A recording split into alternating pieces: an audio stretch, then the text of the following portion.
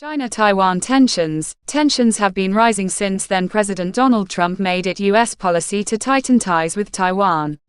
That has continued under President Biden, with the U.S. sending weapons, special military training units and delegations of former officials in a show of support for Taiwanese President Tsai Ing, whom Beijing sees as dangerously pro-independence.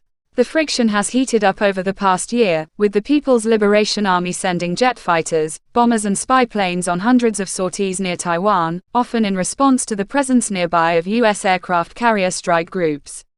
The temperature climbed higher after Russia invaded Ukraine. Days after Russian President Vladimir Putin announced that special military operation, the U.S. sent the Navy destroyer USS Ralph Johnson on a course through the Taiwan Strait. President Biden followed up a few days later by sending a delegation of former military officials, including retired Admiral Mike Mullen, former chairman of the Joint Chiefs of Staff, on a two-day visit to Taipei.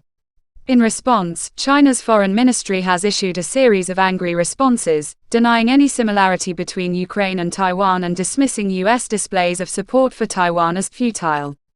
The Biden administration further raised China's ire a month later by approving the sale of a $95 million arms package to Taiwan, the second such package in a year, intended to improve the island's air defense systems. What is Taiwan's relationship with mainland China?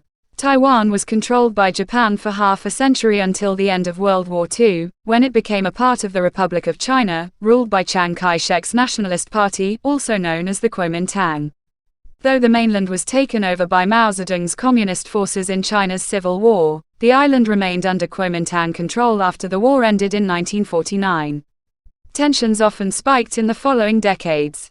China shelled offshore islands held by Taiwan in the 1950s, and the Kuomintang for many years harbored ambitions of recovering the mainland from the communists.